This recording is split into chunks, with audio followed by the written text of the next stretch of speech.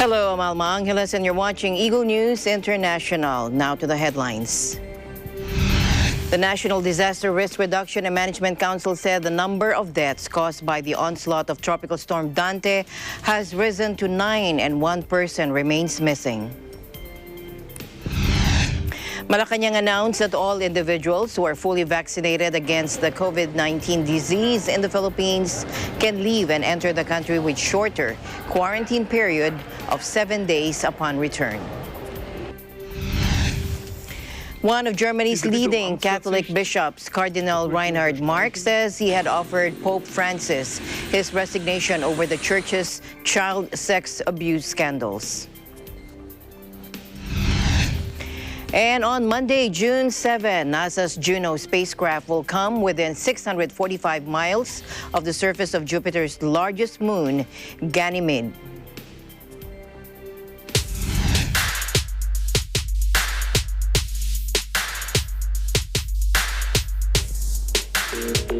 First, here in the country, the National Disaster Risk Reduction and Management Council said the number of deaths caused by the onslaught of Tropical Storm Dante has risen to 9 and one person still remains missing. The total cost of damage to agriculture is now at 86.11 million pesos, according to the NDRRMC. State Weather Bureau Pagasa in its 11 a.m. bulletin said Dante exited the Philippine area of responsibility a day after re-entering it, and Malacanang Palace said some 1.1 billion pesos worth of standby fund could be used to help those affected by Dante. In a statement on Wednesday, presidential spokesperson Harry Roque said the fund will be used by the Department of Social Welfare and Development, or DSWD, for its disaster response. Amidst the triple environmental threat of biodiversity loss, climate disruption, and escalating pollution, as Secretary General Antonio Gutierrez launched an unprecedented effort to heal the earth on the eve of World Environment Day. Take a look. Luckily, the earth is resilient, but she needs our help. We still have time to reverse the damage we have done. That is why, on this World Environment Day, we are launching the United Nations Decade on Ecosystem Restoration. This global movement will bring together governments, businesses, and civil society and private citizens in an unprecedented effort to heal the earth. By restoring ecosystems, we can drive a transformation that will contribute to the achievement of all the Sustainable Development Goals. The task is monumental. We need to replant and protect our forests. We need to clean up our rivers and seas, and we need to green our cities. Accomplishing these things will not only safeguard the planet's resources, it will create millions of new jobs by 2030, generate returns of over $7 trillion every year, and help eliminate poverty and hunger. We must strain every sinew to make this decade a success. This is because we must stabilize the climate, protect nature, and stem pollution to create a world of prosperity, equality, and peace, as foreseen in the Sustainable Development Goals. Restoring ecosystems is a remarkable solution. It slows climate change. It brings back lost biodiversity. It creates land for agriculture, provides jobs, restores nature, and buffers us against zoonotic diseases. Gutierrez said the world faces a triple environmental emergency: biodiversity loss, climate disruption, and increasing pollution. In a new report, the UN Environment Program says the global population is using about 1.6 times what nature can sustainably provide, which means conservation is not adequate to prevent ecosystem degradation. The report also said if action is taken now, humans will benefit from cleaner air and water, as well as better health, and contribute to the slowing of climate change. A surge in emerging diseases that jump from animals to humans, such as COVID-19, along with the climate emergency, pervasive toxic pollution, and a dramatic loss of biodiversity have brought the future of the planet to the top of the international agenda.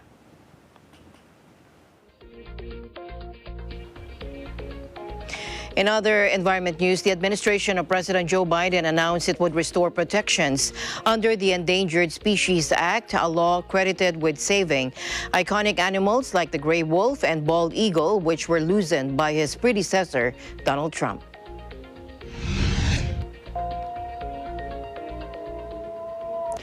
Under Trump, officials rolled back protections for the northern spotted owl, gray wolves, and other species, actions that President Joe Biden has vowed to review. His administration already has moved to reverse Trump's decision to weaken enforcement of the century-old Migratory Bird Treaty Act, which made it harder to prosecute bird deaths caused by the energy industry. Conservation groups welcomed the move but said they were concerned about how long the reversal might take. The U.S. Fish and Wildlife Service now proposes to undo those changes, saying it would formulate new rules in the coming months.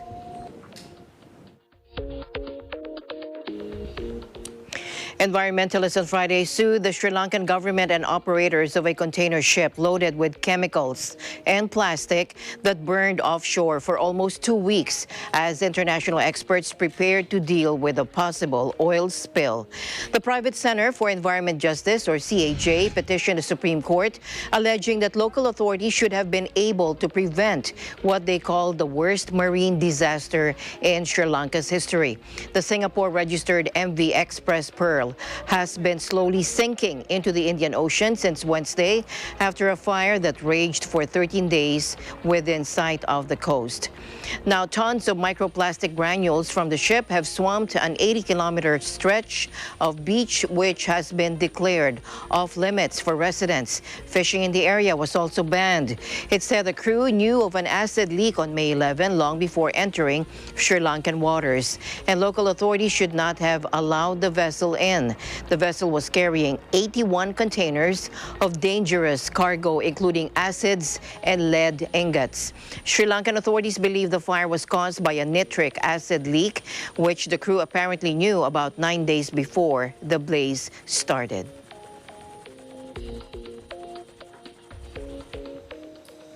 In other news, Russian President Vladimir Putin commented after ordering his government to develop a plan to cut carbon emissions to below the level of the European Union by 2050. Russia, one of the world's major producers of oil and gas, is also the fourth highest producer of carbon emissions. Take a look. Нередко приходилось слышать разговоры о том, что Россия, мол, не очень-то заинтересована в решении глобальных экологических проблем. Но сразу могу сказать, это чушь, это миф. Но чтобы решить проблему глобального потепления, только сократить объемы выбросов, конечно, недостаточно. Для этого необходимо нарастить эффективность использования лесов и земель, повысить их поглотительную способность. President Putin is speaking at the St. Petersburg Economic Forum. President Putin on Friday acknowledged his country was facing serious challenges related to climate change, noting that, like other countries, we feel the risks in this area, including desertification, erosion, and the melting of permafrost. Weather monitors in the country have recorded a historic decline in the summer ice cover of Russia's Arctic maritime shipping route, called the Northern Sea Route. In some years, it was almost completely free of ice by the end of summer.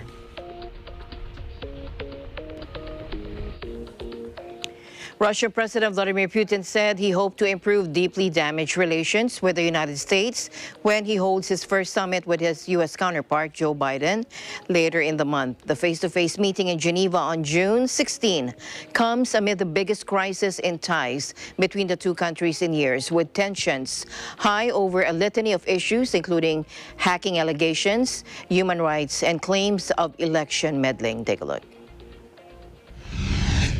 Мы будем обсуждать вопросы двусторонних отношений.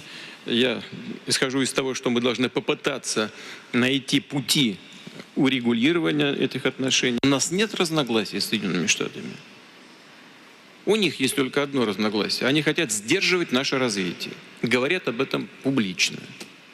Вот все остальное производное от этой позиции. Российско-американские отношения в известной степени стали заложником внутриполитических процессов в самих Соединенных Штатах. Но надеюсь, что это когда-то закончится, имея в виду, что фундаментальные интересы в сфере хотя бы безопасности, стратегической стабильности и сокращения опасных для всего мира вооружений все-таки важнее, чем текущая внутриполитическая конъюнктура в самих США. Now, the two previously met in 2011 when President Biden served as vice president and Putin was prime minister. President Putin said he remembered that meeting, praising the 78-year-old U.S. leader as a very experienced and careful politician. Since taking office in January, Biden has ramped up pressure on the Kremlin and his comments likening Putin to a killer when met with fierce criticism in Moscow. The Biden administration imposed new sanctions over what U.S. authorities say was Russia's role in the massive SolarWinds cyber attack and alleged meddling in the 2020 presidential election. Biden said he is also looking at possible retaliation after the White House linked Russia to a cyber attack against global meat processing giant JBS. Putin said on Friday that those claims were, quote, risible.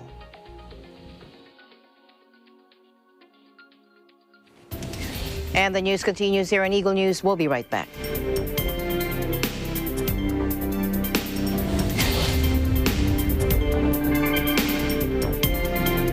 Mula noon hanggang ngayon, gabay natin ang MTRCB ratings sa matalino at responsableng panonood.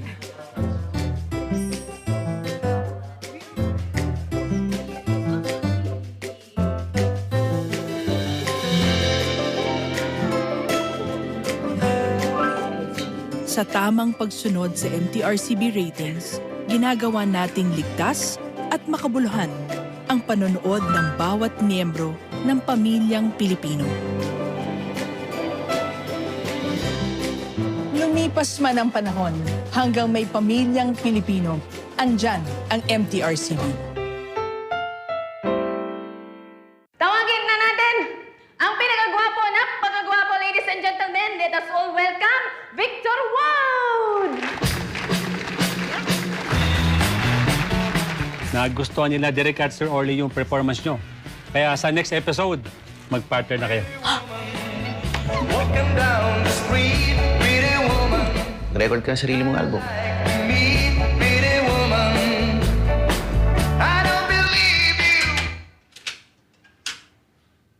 Wala. Hindi papatok yung ganyan style. Payagan niyo lang ako mag-record uli. I'm sorry, my love, if I've broken your heart. Si Arceli nga po pala, fiancé ko. Hindi ka naman dapat kabahan eh. To forgive me. Kapag nakapag-ipon ako, papakasal na tayo. Ihanda nyo na yung kontrata schedules. Ilalabas na natin to sa buong Pilipinas. Let me kiss and hold you tight. Kalahati lang ng TF ni Rico at ni Ray yung TF ko eh. Kung sino ang mas sikat, yun ang mas may malaking talent fee. Eh kung kasikatan lang ang pag-uusapan, masikat naman ako sa mga yan. Noon yun, Victor. Pero hindi mo inilagaan. Kaya kong bumangon kahit wala ka.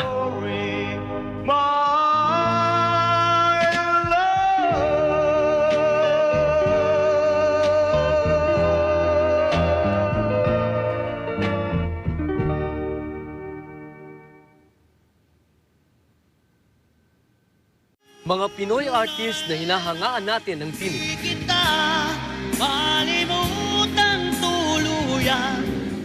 Ako sa'yo, ipaglalaban ko.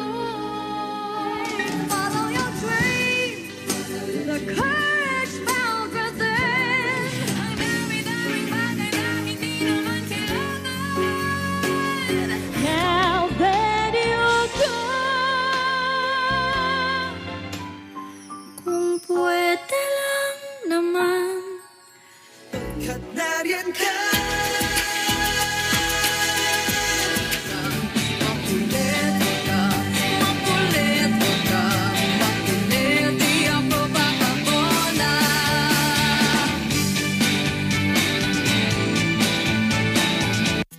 Impormasyong mahalaga sa taong bayan. Patas na pagbabalita. Papakinggan ang magkabilang panig. Lilinawin ang mga issue at kaagad na ihahatid ng objektibo. Mata ng Agila. Dumadagit ng pinakasariwang pangyayari, hindi lamang sa loob ng bansa, kundi sa iba't ibang panig ng daigdig. Mula sa Eagle News teams at sa tulong ng makabagong teknolohiya, tiyak na makakalap ka agad ang katotohanan. Para sa mas matalas, malinaw at malalimang pagbabalita, ito ang mas pinatalas na Mata ng Agila. Inihahatid ng veteranong broadcast journalist na si Eli Saludar. Kasama si Binibining Pilipinas Intercontinental 2019, Emma Tiglao. At pinangungunahan ng batikang mamamahayag ng bansa, Vic De Leon Lima. Mata ng Agila, Lunes hanggang Biyernes, alas 6 hanggang alas 8 ng gabi, dito sa Net25.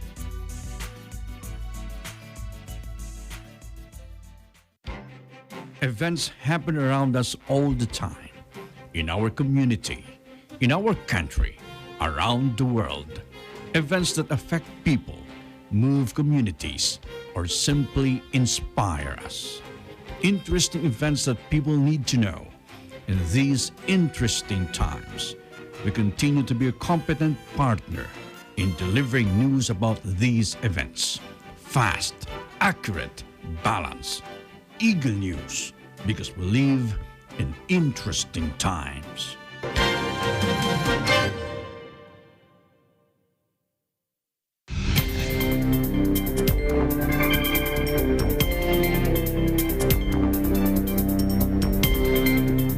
Welcome back. All individuals who are fully vaccinated against COVID-19 in the Philippines can leave and enter the country with shorter quarantine period of 7 days upon return. That according to Malacanang.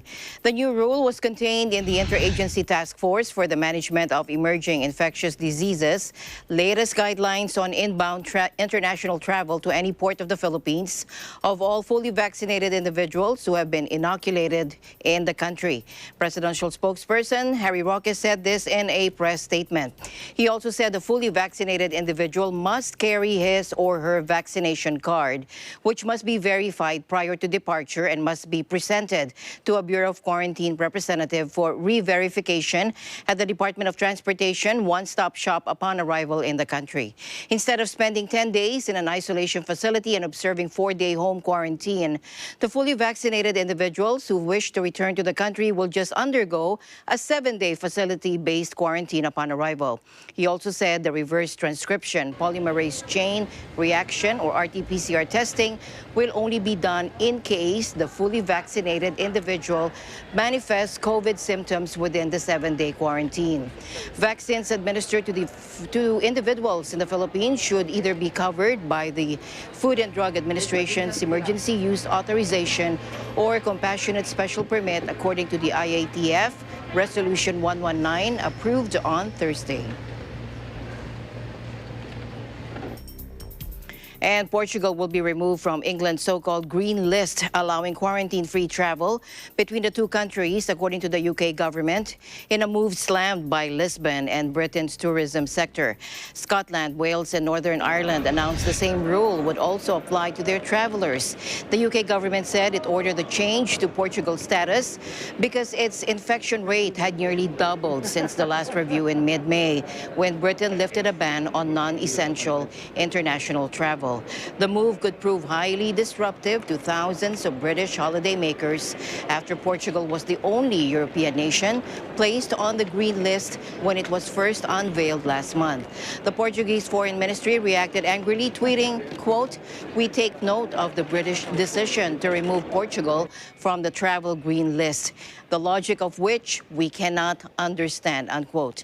A popular summer destination for Britons from Tuesday at 4 a.m., Portugal will be on the amber list, which requires travelers to quarantine at home for 10 days on their return and take several COVID-19 tests. Back here in the country, Health Undersecretary Maria Rosario Vergere said the Department of Health will no longer consider 2 Indian subvariants of COVID-19 as variants of concern. Take a look. We checked on this actually, no? So tinignan natin. So ang sinabi ng WHO, they are removing 2 Indian variants, yung lineage niya, no? Yung mga point na, 'di ba?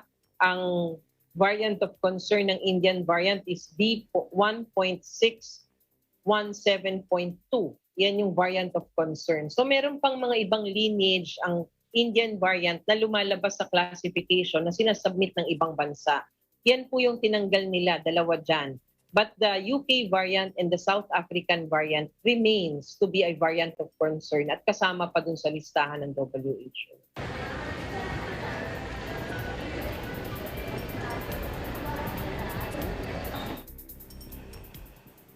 Meanwhile, the World Health Organization said a shortfall in COVID-19 vaccine doses going through the COVAX program in June and July could undermine the efficiency of the rollout. COVAX was set up to ensure equitable distribution of vaccines, particularly to low-income countries, and has already delivered more than 80 million doses to 129 territories. Let's listen in.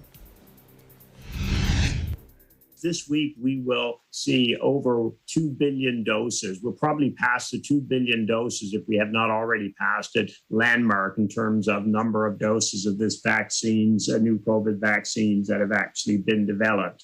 And these have been distributed now in over 212 countries. If we look at that 2 billion doses, over 75% of it have gone to just 10 countries. And in fact, 3 countries, China, the US, and India, account for about 60% of those doses. And if we look at the other end of the spectrum of the low-income countries, only about 0.5% of doses globally have gone to the low-income countries, lowest income countries, that account for about 10% of the world's population. We're increasingly seeing a 2-track recovery and rollout of the vaccines with that high coverage deep into the high-risk populations and younger populations, even in high-income and producing countries, while in the lower-income countries, we're still struggling to get sufficient product just to be able to vaccinate the healthcare workers, older populations, who are really the key to getting out of the health, societal, and economic crisis that we're in the midst of. The call is for 250 million doses out through the period through end of September to be donated, at least 100 million of those in June and July. That's what we need to get the system going. Now, we had a great start yesterday with the U.S. announcing it's going to contribute up to 80 million doses, and it gave the first 25 million doses that it would be donating, 75% of that through COVAX yesterday. That's an important start. We need many other countries to be joining. And importantly for the U.S., right, crucially, is they said these doses are going to come in June. We still do not understand well enough this pandemic because we are not testing enough. I remember Tedros talked about test, months and months and months ago. We need to be testing. We've made highly accurate, highly affordable, rapid diagnostic tests, but with the fixation on vaccines, we're not getting the money into there. And you've all seen what happens when this disease hits a country that doesn't have the oxygen and dexamethasone.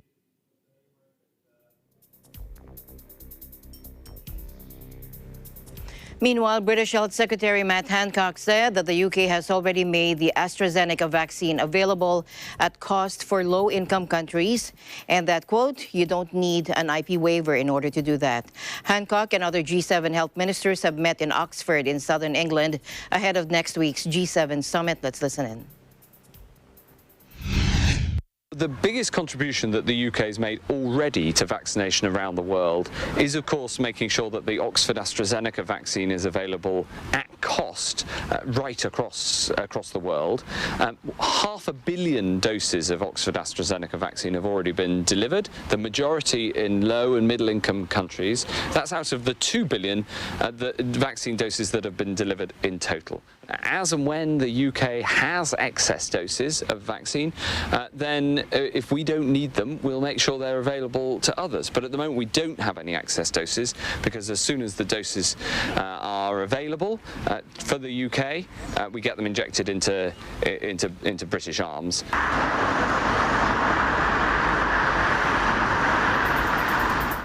Meanwhile, Britain's medicines regulator said the Pfizer-BioNTech vaccine is safe for adolescents aged 12 to 15 after a review. Nicole Salenga reports. Britain's medicines regulator said Friday the Pfizer-BioNTech vaccine is safe for adolescents aged 12 to 15 after a rigorous review, following similar assessments in the European Union and United States.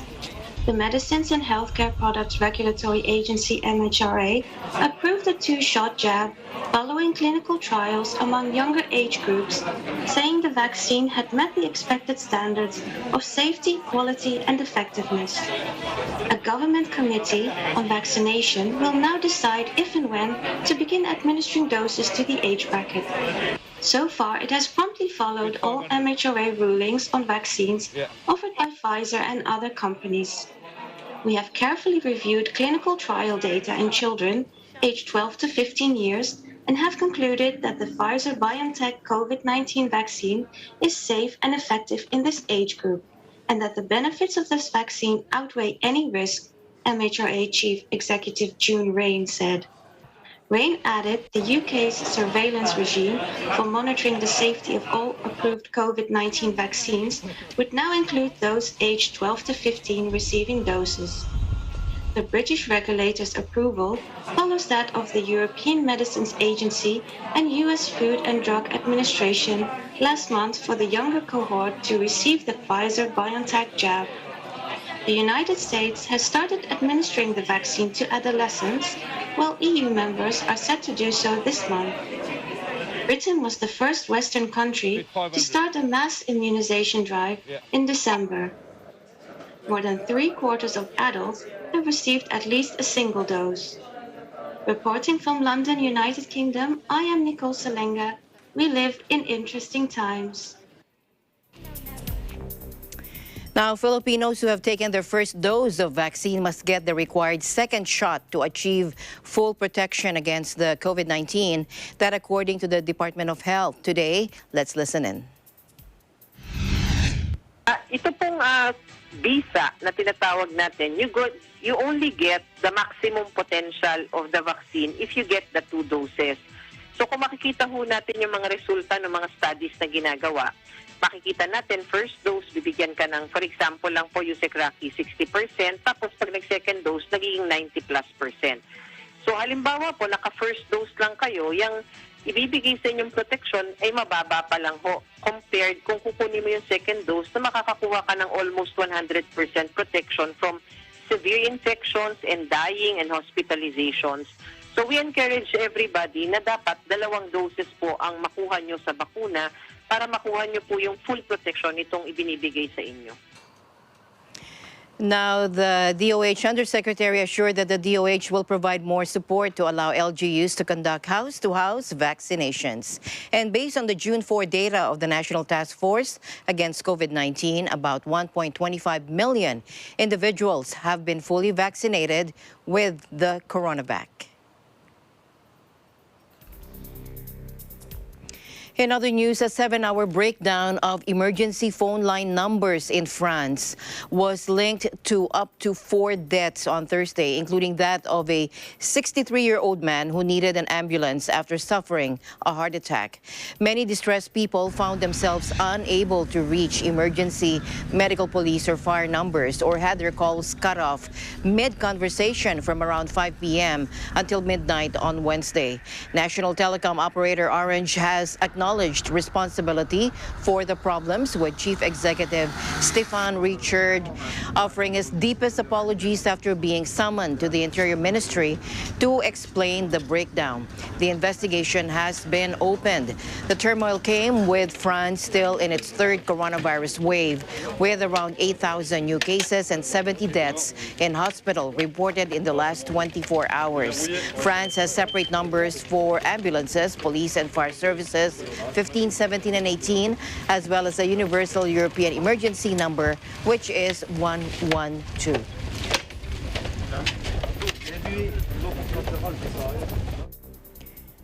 In other news, envoys from the Association of Southeast Asian Nations held talks with Myanmar's junta on Friday with its top general, reiterating he would only allow fresh elections once the coup-stricken country had returned to normal.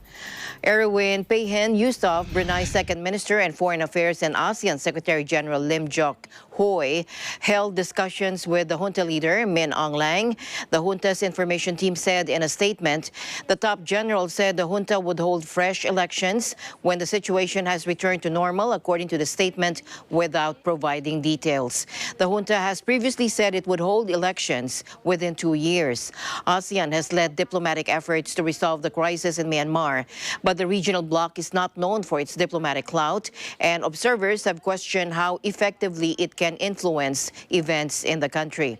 Myanmar has been in chaos and its economy paralyzed since the military ousted Aung San Suu Kyi's government in February, accusing it of fraud during 2020 elections. Meanwhile, hundreds of people in Hong Kong defied the police to mark the anniversary of Beijing's 1989 Tiananmen Square crackdown. Crowds marched and flashed cell phones in Causeway Bay after police had banned a candlelight vigil at a nearby park. Authorities arrested several of the event's organizers. Soldiers marched into Beijing and opened fire on local residents and student protesters back in June 4 of 1989, crushing a weeks-long wave of demonstrations calling for political change and curbs to official corruption. Now, hundreds were killed in that crackdown, by some estimates more than 1,000.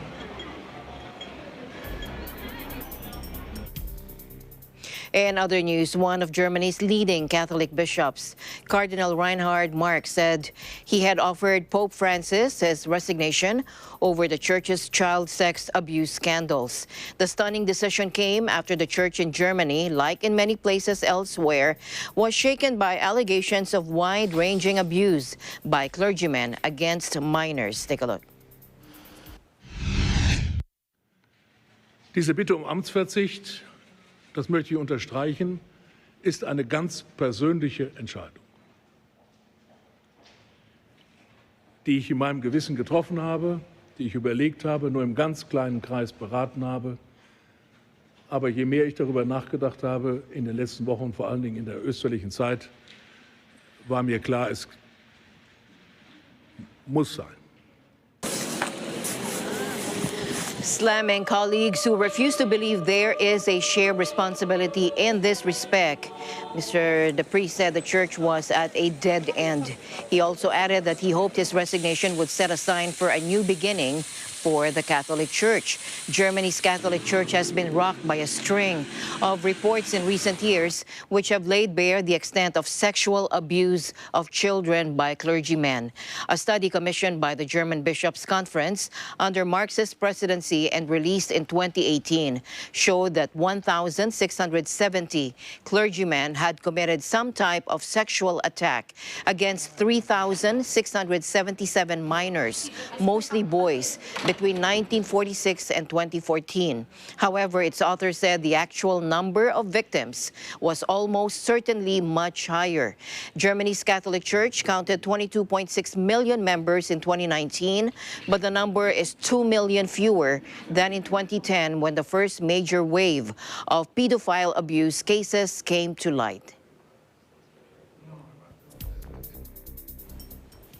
Canadian Prime Minister Justin Trudeau urged the Catholic Church to take responsibility and release records on Indigenous residential schools under its direction after the discovery of remains of 215 children in unmarked graves. And he warned that this government was prepared to take stronger measures, possibly including legal action, to obtain the documents demanded by victims' families if the church fails to comply. Take a look.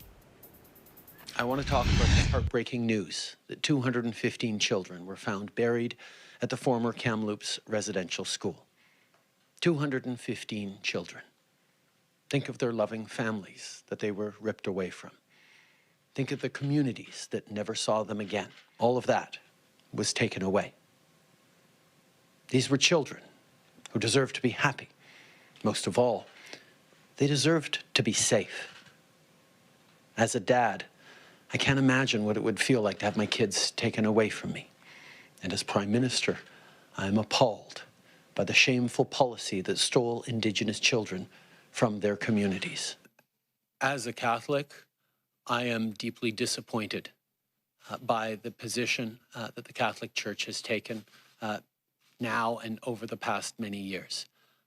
When I went to the Vatican a number of years ago, I directly asked His Holiness Pope Francis to move forward on apologizing, making these records available, and we're still seeing resistance from the church, possibly from the church in Canada.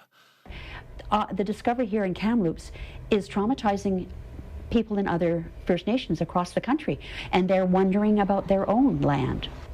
And they want the federal government to do the right thing. Some of us older folks are not really all that surprised. The number of bodies is surprising, but I think a lot of us older people knew that children were killed there. Now, Canada has been convulsed by the discovery of the remains at the Kamloops Indian Residential School in British Columbia, especially as there were only 50 deaths officially on record there. The school was one of many boarding schools set up a century ago to forcibly assimilate the country's Indigenous peoples. The Kamloops School in British Columbia, where the unmarked graves were discovered last week using ground-penetrating radar, was operated by the Catholic Church on behalf of the government from 1890 to 1969. Some 150,000 Indian, Inuit, and Metis youngsters in total were enrolled in 139 of these residential schools, where students were physically and sexually abused by headmasters and teachers who stripped them of their culture and language. Former students told of being served scraps and culturally unsuitable foods, brutal punishments meted out by teachers, rapes and sexual violence, and other abuses. They were also prohibited from speaking their native languages or practicing their customs effectively, killing the Indian in them, according to the Truth and Reconciliation Commission, or the TRC report. In 2015, a Truth and Reconciliation Commission, or TRC report, said Canada's assimilation policy pursued until the latter half of the 20th century, including atrocities at the schools, amounted to cultural genocide.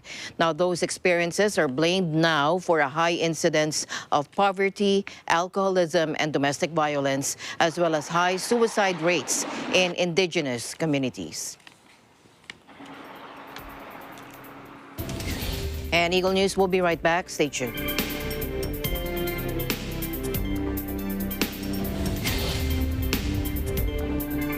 Mula noon hanggang ngayon, gabay natin ang MTRCB ratings sa matalino at responsableng panonood.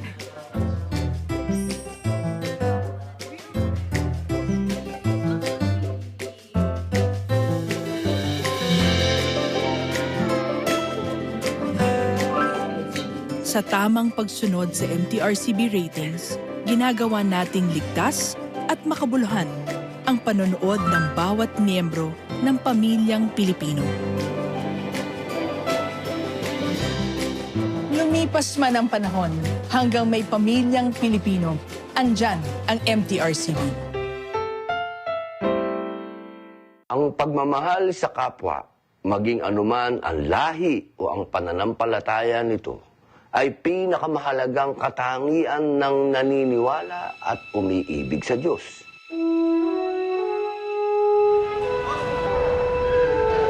Ang lingap po ng Kapatirang Iglesia ni Cristo ay napakalaking bagay po na naitutulong sa lahat po ng kapatirang mga Muslim dito.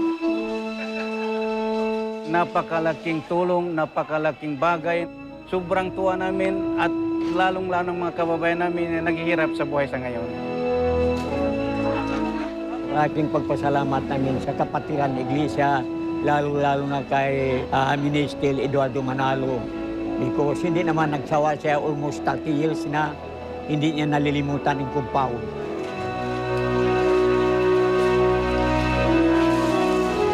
Sa kabila po ng ganitong sitwasyon, maligalig na ang panahon, napakahirap na po ng sitwasyon ng mundo. Pero ang Iglesia ni Cristo ay patuloy pa rin sa pagbibigay ng tulong sa ating mga kababayan na nangangailangan. Ang kapatiran po ng mga Muslim ay buong pusong nagpapasalamat sa lingap sa mamamayan, hindi lamang po dito sa Pilipinas, kundi sa buong mundo. Mga kapatid ko sa Islam, pagyamanin natin ang pakikisa at lingap na ito ng ating mga kapatid na Iglesia ni Cristo.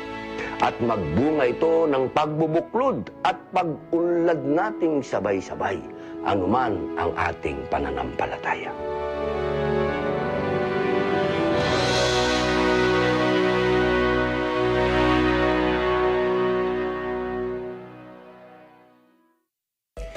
Corporations around the world have been committed to fulfilling their social responsibility, whether it's protecting the environment or working to fight poverty on a local, national, or global level. Ngunit dumating ang pandemic. COVID-19 changed life as we know it, upending businesses and terminating people's livelihoods. Ngunit nakita natin na maraming tumulong na mga korporasyon upang makabangon ang mga maliliit na negosyo sa gitna ng pandemya. Maging ang mga MSMEs din mismo o maliliit na negosyo ay may naiambag na ayuda sa kani-kanilang mga komunidad. Kaya't pag-uusapan natin ang Corporate Social Responsibility o ang tinatawag na CSR. Ano nga ba ito? At uso pa ba ito ngayon na halos lahat ay nangangailangan, maliit man o malaking negosyo? Tatalakayin ito ni Randy Bernardino, ang ating OFB correspondent mula sa Las Vegas, with our guests Maribeth Marasigan, Board Chairperson of the League of Corporate Foundations, and its Board Secretary Reginald Andal. All these in this episode of Open for Business.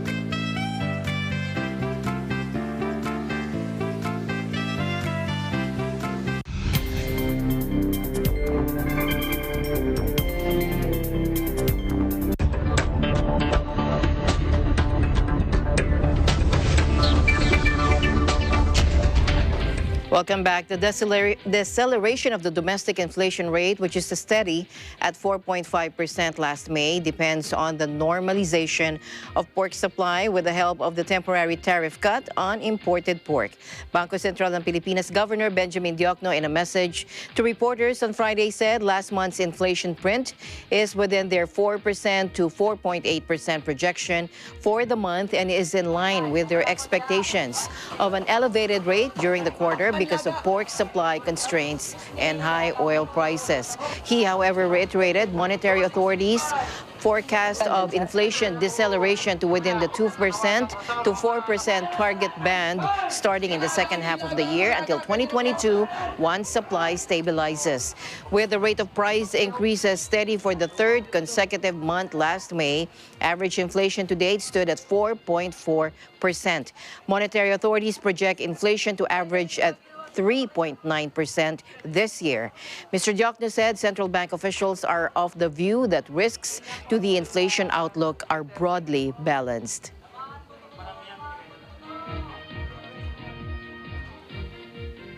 FisherPrice is recalling a model of its baby rocker after 4 infant deaths. The 4-in-1 rock and glide smoothers or soothers were designed to mimic being rocked in someone's arms. Now, the babies who died were found on their stomachs after being placed on their backs unrestrained. According to NBC News, the gliders retailed for about $125 and were sold from November 2018 through May 2021. And parents who own either item are urged to stop using them and contact FisherPrice for a refund. And United Airlines announced plans to buy 15 planes from airline startup Boom Supersonic in a move that could revive the high-speed form of air travel after the Concorde was wound down in 2003. Take a look.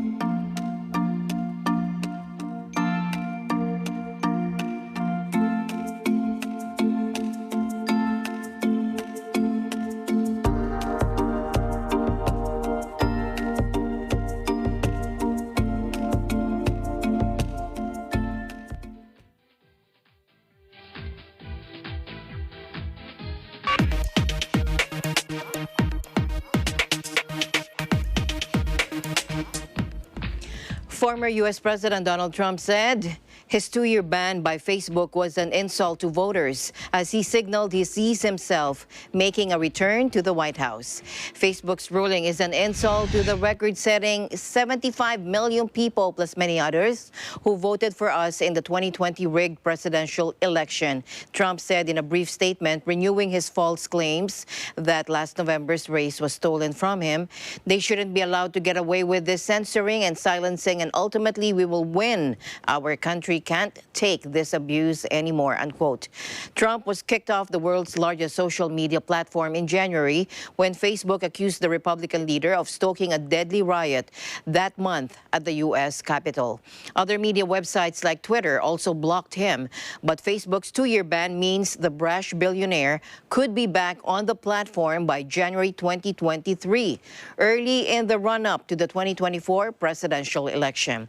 Trump, 74, has repeatedly teased the prospect of another White House bid, despite being impeached by the House of Representatives and acquitted by the Senate for inciting the January 6 insurrection. And the first non-fungible token, or NFT, have created or ever created, the origin of a craze that is sweeping the art market, has gone on sale at Sotheby's. Quantum is an octagon-shaped animation by New York artist Kevin McCoy. Take a look. So, these NFTs that we're bringing to auction for sale for the first time are really, in my opinion, a reflection or further extension of art, and less about focusing on the collectible nature of a digital token. I think as a microcosm, we're looking at huge growth, some decline now, but very interesting to see the next 6 months, the next year, when you have the right artists that are in it really for the love of creation and not in it for profit, as well as the right collectors. Yeah, so I made Quantum in 2014, and it's an artwork that's an animation, a digital animation that's made from code, from software that I wrote that produced the frames of that animation. But it's also the first artwork that was put onto a blockchain, and the first time that the blockchain was used to set up provenance and verification. Yeah, I mean, I look at what's happening now as this big moment of exploration of people trying out all kinds of different approaches, all kinds of different ideas. And some of those ideas are going to be bad. Maybe a lot of them will be bad. bad. But some of the ideas will be good, and we're seeing some good ideas. I don't see this idea of blockchain-based ownership of artwork, tokenized media, whatever. I see we're at the start of that, and the way that's going to evolve and change over the next 5 years, over the next 10 years, is going to be pretty remarkable. An NFT is a digital object such as a drawing, animation, piece of music, photo, or video with a certificate of authenticity created by blockchain technology. It cannot be forged or otherwise manipulated. Sotheby's has no pre-sale estimate for Quantum, which had already reached $140,000 on Friday, a day after it went on sale. The sale ends on June 10. NFT exchanges happen in cryptocurrencies such as Bitcoin on specialist sites. Traditional auction houses are seeking to capitalize on the new phenomenon. The NFT boom is being fueled by early investors in cryptocurrencies who became millionaires. In March, Christie sold an NFT for $69.3 million. Sotheby's held its first NFT auction in April. During the Quantum sale, it is also selling a virtual character called Alice, who will be able to interact with her future owner using artificial intelligence.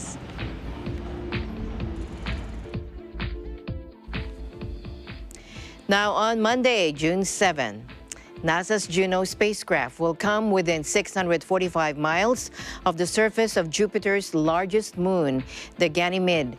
The flyby will be the closest a spacecraft has come to the solar system's largest natural satellite since NASA's Galileo spacecraft made its penultimate close approach back on May 20, 2000, along with striking imagery. The solar-powered spacecraft's flyby will yield insights into the moon's composition, ionosphere, magnetosphere, and ice shell. Juno's measurements of the radiation environment near the moon will also benefit future missions to the Jovian system.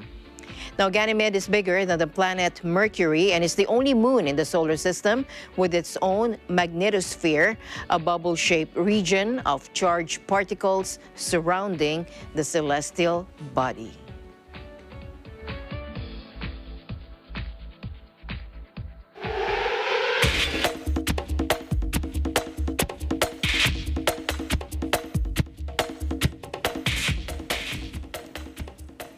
And former welterweight world champion Floyd Mayweather and social media sensation Logan Paul faced off at Gianni Versace's Miami Beach mansion 3 days ahead of their boxing match. Take a look.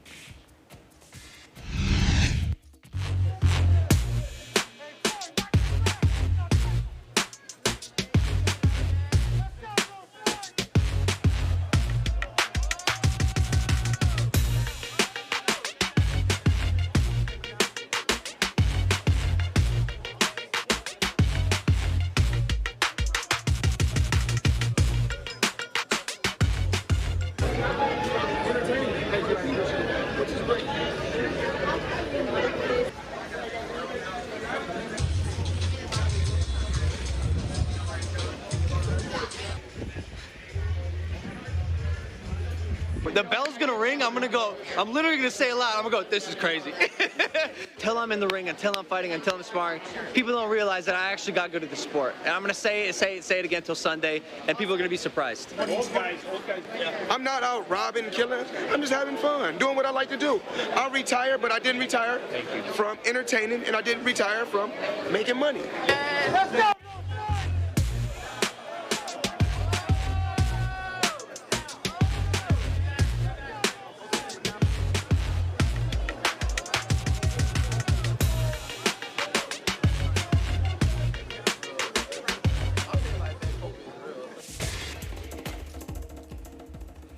And Philippine teenager Yuka Sasso fired 6 birdies in a 4-under par 67 on Friday.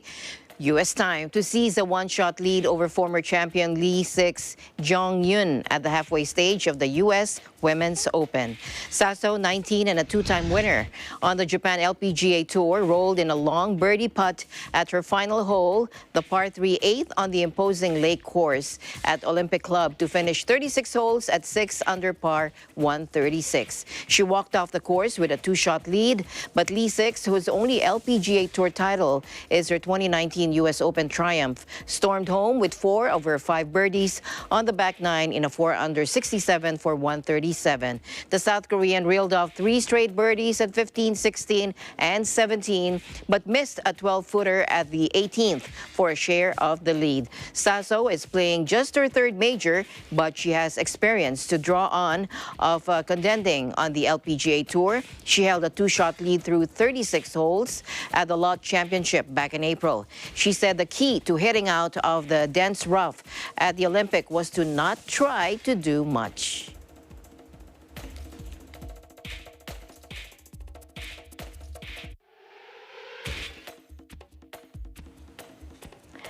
And before we go, we would like to greet Brother Jerry Mendoza from Zambales. Happy birthday po sa inyo. Please take care always, from Brother Ariel Tionco and from all of us here on Eagle News. Happy birthday po. And that's it for tonight's broadcast. For everyone here on Eagle News International, at the end of the day, as I always say, there remains so much more to be grateful for. We'll see you back on Monday. I'm Alma Angeles, and we live in interesting times.